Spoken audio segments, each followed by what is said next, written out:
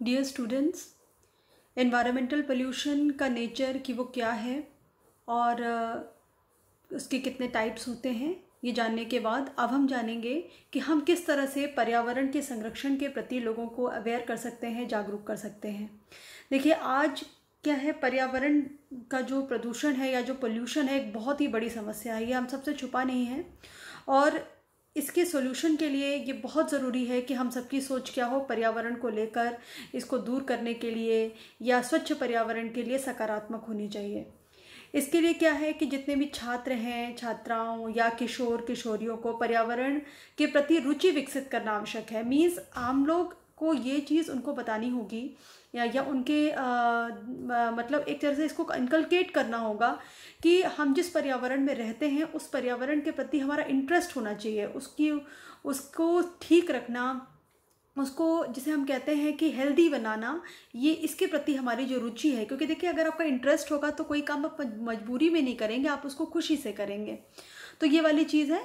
तो हमें क्या करना है कि एक प्रबल भावना जो है, एक इमोशन हमें इन्वायरमेंट के साथ बच्चों का या जो छात्र छात्राएं उनको उसको कनेक्ट करना है, क्योंकि वही आने वाली जनरेशन है।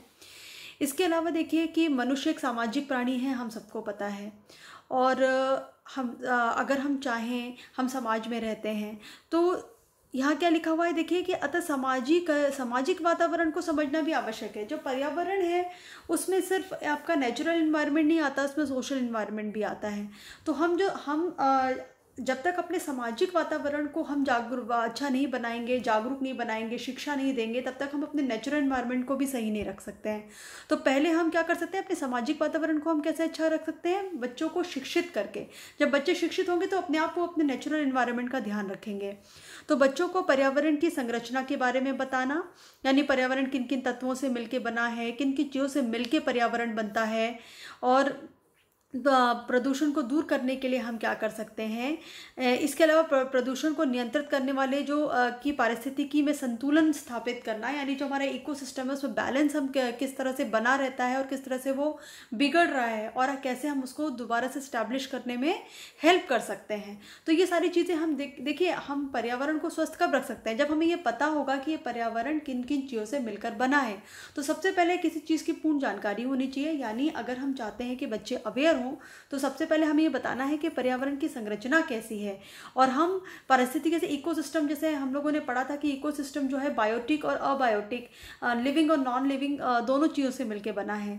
तो हमें उन दोनों में क्या करना है, संतुलन स्थापित करना है, क्योंकि दोनों एक दूसरे के सहारे से रहते हैं, एक दूसरे की हेल्प करते हैं, एक दूसरे पर अगर मैं बोलूँ कि वो इंटरडिपेंडेंट होते हैं। तो अगर ये चीज़ पहले पता होगी तो किसी को भी पर्यावरण संरक्षण के प्रति जागरूक करना आसान हो जाएगा। देखिए, पर्यावरण की शिक्षा देते समय अगर हम अपने शिक्षा में, अपने एजुकेशन में हम बच्चों को ये बताना चाहते हैं कि किस तरह से वो पर्यावरण का ध्यान रखें, तो सबसे पहले हमें 3 समस्याओं पे ध्यान देना पड़ेगा। एक क्या है, जनसंख्या विस्फोट।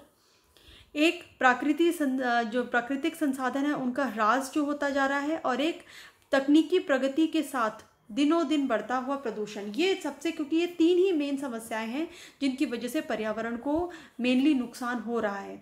तो सबसे पहले देखिए, हम सबको पता है कि हमारी जनसंख्या कितने तीव्र दर से वो बढ़ रही है। हमारी जो जनसंख्या है आज हम देखें तो हम लगभग 138 करोड़ हो चुके हैं। आने वाले समय में तो जनसंख्या और ज़्यादा बढ़ने की संभावना है। तो इसीलिए, और देखिए जगह कम है और लोग ज़्यादा हैं, तो ये बहुत ज़रूरी है कि हम क्या करें, हम सही समय पर, इससे पहले कि वो विस्फोट हो जाए, सब किसी के लिए रहने के लिए कोई ना तो संसाधन बचे ना जगह बचे, तो समय से पहले हमें क्या करना है, लोगों को अवेयर करना है। देखिए कितनी अच्छी बात लिखी है कि पृथ्वी पर रहने वाले सभी व्यक्तियों पर ऐसी प्रतिबद्धता है जिसके अंतर्गत पानी, हवा, भूमि तथा भौतिक एवं सामाजिक पर्यावरण की बिगड़ती हुई परिस्थिति को रोकना हमारा दायित्व है। अगर हम इस पृथ्वी पर रहते हैं, और ऐसा माना जाता है कि देखिए जो जानवर हैं वो तो अपने नैसर्गिक वातावरण में रहते हैं, नेचुरल एनवायरनमेंट में रहते हैं।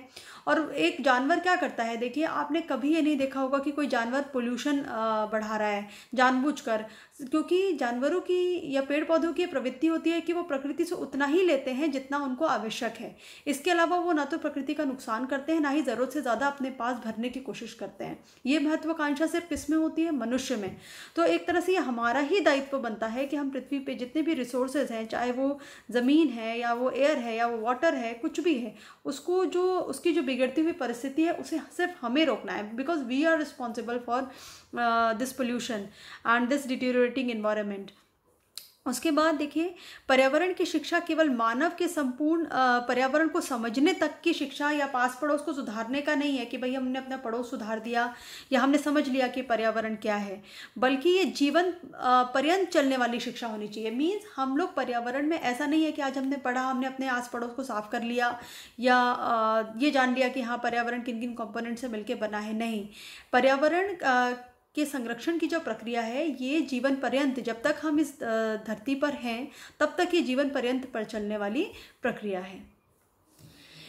अब देखिए क्या है कि इसमें जो पर्यावरण संरक्षण होता है, अगर आप इसकी शिक्षा किसी को दे रहे हैं तो आपको ये याद रखना चाहिए कि हमें क्या करना है, लोगों के कौशल, दृष्टिकोण और जीवन मूल्यों में सुधार करना है। यानी वो इस चीज़ को अपने जीवन में उतार लें, अपने जीवन की एक वैल्यू बना लें।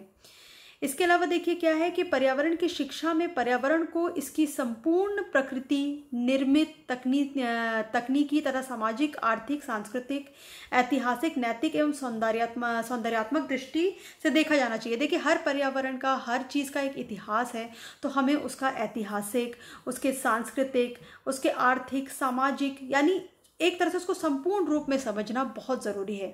मान लीजिए आप किसी पर्यावरण को समझने के लिए, एक पर्यावरण के बहुत सारे पहलू होते हैं, सामाजिक पहलू होता है, आर्थिक पहलू होता है, सांस्कृतिक होता है, कुछ ऐतिहासिक भी होता है, ठीक है। हमें क्या करना है, नैतिक, सौंदर्यपरक, सब दृष्टि से हमें उसको देखना है, उसको टटोलना है। ऐसा नहीं है कि एक पहलू भी अगर आपने सामाजिक पे ध्यान दिया, आर्थिक पे नहीं दिया या सांस्कृतिक पे नहीं दिया, तो आप उसका कंप्लीटली उसको आप कंजर्व नहीं कर पाएंगे। यह एक अनवरत तथा जीवन पर्यंत चलने वाली प्रक्रिया है, ये भी हमने पढ़ लिया। विकास एवं प्रगति के लिए योजनाओं में पर्यावरण पक्षों पर स्पष्ट विचार करना। यानी अगर हम देखिए, डेवलपमेंट बहुत ज़रूरी है, इसमें कोई शक नहीं है कि भाई डेवलपमेंट नहीं होगा तो हम आगे कैसे बढ़ेंगे, लेकिन सस्टेनेबल डेवलपमेंट इज़ इम्पॉर्टेंट। यानी ऐसा डेवलपमेंट होना चाहिए कि जो पर्यावरण का नुकसान न करे, प्रगति भी साथ साथ चलती रहे और पर्यावरण का नुकसान भी ना हो। जैसे कि मान लीजिए आपने महीने में पैसे कमाए, आपकी सैलरी आई और आपने एक ही दिन में सारी सैलरी उड़ा दी, तो क्या होगा? आप पूरे महीने कैसे रहेंगे? भूखे रहेंगे। तो वही वाली चीज़ है। तो सतत विकास का भी वही मतलब है कि हमारे पास जो संसाधन है उसको हम जिसे हम कहते हैं कि इंटेलिजेंटली खर्च करें, इस तरह से खर्च करें कि आखिरी तक वो चीज़ क्या हो, थोड़ी थोड़ी चलती रहे और हम अपना डेवलपमेंट भी करते रहें। पर्यावरणीय संवेदनशीलता, ज्ञान, समस्या शोधन, कौशल तथा मूल्यों को स्पष्ट करके प्रत्येक अवस्था से संबद्ध करना, लेकिन ऐसा करते समय अध्येता के आरंभिक जीवन में अपने समाज की पर्यावरणीय संवेदनशीलता पर भी बल देना। यानी आपको पर्यावरण के प्रति संवेदनशीलता, उसके प्रति आप जो ज्ञान ले रहे हो, जो भी आप शोध कर रहे हो, समस्या का समाधान ये सब सॉल्व करने की कोशिश कर रहे हो, लेकिन सबसे बड़ी बात है कि आपको जो आने वाला, जो आपका जो पास्ट है, उससे आपको क्या रहना है, उससे आपको कनेक्ट रहना है। ये आपको समझना है कि आपको ये सब करते समय, ठीक है, जो भी जब हम शुरू में थे, देखिए नैसर्गिक जब पर्यावरण था वो सब क्या था, जब शुरू में धरती थी और तो कितनी खुशहाल थी, कितने उसमें तरह के जीव जंतु थे। अब देखिए वैसी नहीं रही। हम ये सारी चीज़ें करें, नए नए शोध भी करें, सब कुछ करें, लेकिन हमें उस चीज़ का भी ध्यान रखना चाहिए कि हम किस तरह से पर्यावरण के प्रति उसको जो पर्यावरण है उसको उसके नैसर्गिक रूप में हम बना के रख सकते हैं। इसके अलावा देखिए और भी है कि जब भी हम पर्यावरण के प्रति लोगों को शिक्षित कर रहे हैं, जागरूक कर रहे हैं, तो हमें इसमें मान लीजिए आप स्कूल में पढ़ा रहे हैं कि बच्चों को शिक्षित कर रहे हैं, तो हमें क्या क्या उसमें इंक्लूड करना चाहिए कि पर्यावरण का अर्थ क्या है, उसकी आवश्यकता क्या है। इसके अलावा मानव और जो हमारा इकोसिस्टम है, जो लिविंग और नॉन लिविंग ऑर्गेनिज्म से मिलकर बना है, पर्यावरण और स्वास्थ्य के बीच में क्या रिलेशनशिप है, प्रदूषण क्या है, चाहे वो कितने तरीके का होता है, ध्वनि प्रदूषण क्या है, वायु प्रदूषण क्या है, जल प्रदूषण क्या है, जनसंख्या का पर्यावरण पे क्या प्रभाव पड़ रहा है। इसके अलावा हमारी जो सभ्यता है, वन्य जीवन और उसका संरक्षण, सोलर एनर्जी और उसका प्रयोग कैसे कर सकते हैं, भारत कैसे प्रदूषण में सबसे आगे, जैसे मैंने आपको बताया था कि जो मोस्ट पोल्यूटेड सिटीज़ हैं वर्ल्ड में, उसमें से 30 में से 21 सिटीज़ भारत में हैं। इसके अलावा तेल एवं रासायनिक जो तत्व हैं उनकी वजह से जो प्रदूषण बढ़ रहा है। जो विश्व जो आपका अर्थ डे होता है ये भी आपको पता होना चाहिए। इसके अलावा हम कैसे पर्यावरण जो एनवायरनमेंट डे मनाते हैं और पर्यावरण संरक्षण एवं संवर्धन। देखिए जो अर्थ डे और जो एनवायरनमेंट जो डे है उसका बनाने का क्या मतलब है, उसका बनाने का मतलब ये है कि हम एक दिन सेलिब्रेट करें, एक दिन डेडिकेट करें कि किस दिन कि ये दिन क्या है, ये दिन ये इंट्यूशन करने के लिए है कि हमने पर्यावरण का क्या क्या नुकसान कर दिया है और हमें आगे इसको रोकने के लिए क्या करना चाहिए।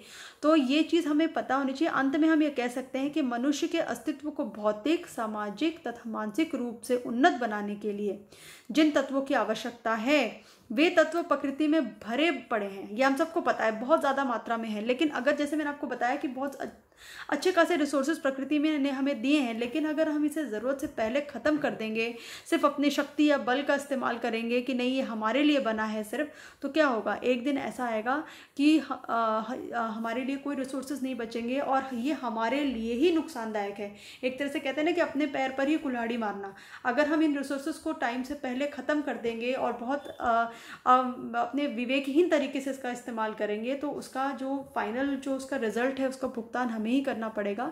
तो बहुत ज़रूरी है कि हम समय से पहले क्या हो जाएं, हम सचेत हो जाएं और सस्टेनेबल डेवलपमेंट या सतत विकास की जितनी भी उसके जो स्टेप्स हैं या उसके जो तरीके हैं उसको हम फॉलो करना शुरू कर दें। Thank you so much.